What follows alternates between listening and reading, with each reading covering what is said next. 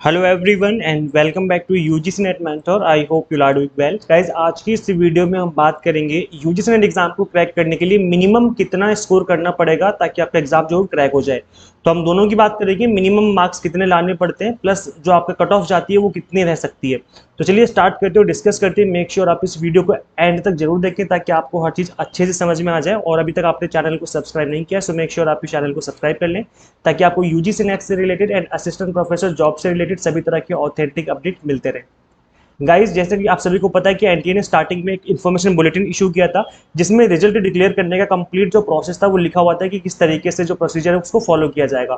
तो गाइस देखो, यहाँ पे दो चीजें हैं और इन दोनों चीजों को समझना बहुत जरूरी है।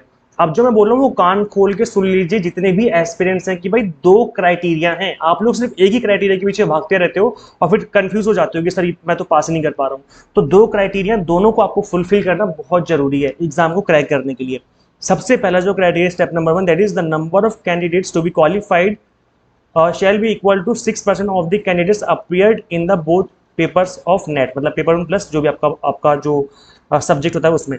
तो 6% जो है आपके स्टूडेंट्स जो हैं वो यहाँ पर पास किए जाएंगे, मतलब टॉप 6%, समझ रहे हो। सपोज करो 100 स्टूडेंट्स ने एग्जाम में अपियर किया, तो जो टॉप के 6 स्टूडेंट होंगे उनको नेट का सर्टिफिकेट दे दिया जाएगा। टॉप के, समझ लो, जो स्टार्ट जो जिनके हाईएस्ट मार्क्स होंगे इन 100 मार्क्स, इन 100 स्टूडेंट्स में से।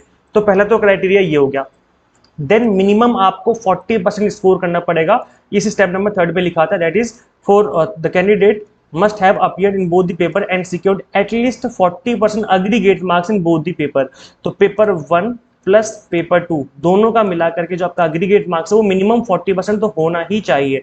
और इसके अलावा अगर आप रिजर्व कैटेगरी से बिलोंग करते हो तो उस केस में आपका 35% आपका होना चाहिए। ओबीसी हो गया और बाकी जितने भी यहाँ पर पीडब्ल्यूडी थर्ड जेंडर हो गए, इन सभी का, एससी एसटी ओबीसी का सभी का, ठीक है। अच्छा, यहाँ पर ईडब्ल्यूएस की अगर हम बात करें तो जनरल कैटेगरी और ईडब्ल्यूएस दोनों ही के लिए 40% लाने जरूरी है एंड 35% जो है वो अदर कैटेगरीज के लिए है। तो एज ये दो चीजें आपको समझनी जरूरी है। अब देखो, दो चीजें समझ में आ गई आपको। पहली चीज तो ये कि टॉप 6% को मिलेगा। 1000 ने अपियर किया तो 60 बच्चों को जो है नेट का सर्टिफिकेट दिया जाएगा, लेकिन याद रखना मिनिमम 40% आने जरूरी है। ऐसा कंपलसरी नहीं कि 60% कि 60 लोगों को मिल ही जाएगा, क्योंकि सपोज करो कुछ ऐसे स्टूडेंट भी हैं, सपोज करो जिनका 40% जो स्कोर ही नहीं कर पाए। तो यहाँ पर जो जो बच्चे 40% तक भी स्कोर नहीं कर पाए वो इस टॉप 60 में आ ही नहीं पाएंगे, उनको कंसिडर ही नहीं किया जाएगा, है ना। तो यहाँ पे आपको दो चीजें करनी है, आपको टॉप 6% में भी आना है और इससे टॉप 6% की लिस्ट में बनने से पहले आपको इस 40% वाले क्राइटेरिया से भी गुजरना है। अगर आपने 40% स्कोर कर लिया देन उसके बाद आप सोचना कि आप अब आपका जो गिनती है वो टॉप 6% में होने की चांसेस है। अगर आप 40% भी स्कोर नहीं कर पा रहे हो, उसका मतलब है कि आपका 100% कंफर्म हो गया है कि आप नेट क्वालिफाई नहीं कर पाओगे, ठीक है। तो ये दो क्राइटेरिया जो कि आपको फुलफिल करने जरूरी है। मिनिमम 40% लाने भी जरूरी है, प्लस सिर्फ 40% लाने से आपका एग्जाम करेक्ट नहीं होने वाला। ये मिनिमम क्राइटेरिया है और जो टॉप 6% है उनका ही जो है एग्जाम करेक्ट होगा। ये सेम वैसा ही है। सपोज करो आपके 10th या 12th क्लास में, जब आप 12th क्लास में थे, आपके 35% मार्क्स आ गए, 33% मार्क्स आ गए, आप एग्जाम तो पास कर गए, लेकिन आपका कॉलेज में एडमिशन नहीं हो पाएगा क्योंकि 33% की तो कट ऑफ जाएगी नहीं, कॉलेज की कट ऑफ तो ज्यादा जाती है, 80% 90% ऐसे जाएगी। तो इसका मतलब है कि आपका कॉलेज में एडमिशन नहीं हो पाएगा भले आप एग्जाम पास कर गए। तो ये वाली बात है कि आप 40% लाने का मतलब ये नहीं कि आपका एग्जाम क्रैक हो जाएगा, आपको टॉप 6% में भी आना पड़ेगा एग्जाम क्रैक करने के लिए। आई होप अब आपको चीजें जो समझ में आ गई, क्योंकि काफी सारे बच्चे जो है कमेंट कर रहे थे, मुझे व्हाट्सएप भी मैसेज रिसीव हुए, तो मैंने सोचा कि इस टॉपिक के ऊपर एक कंप्लीट वीडियो ही बना देता हूं ताकि आपको अच्छे से समझ में आ जाए।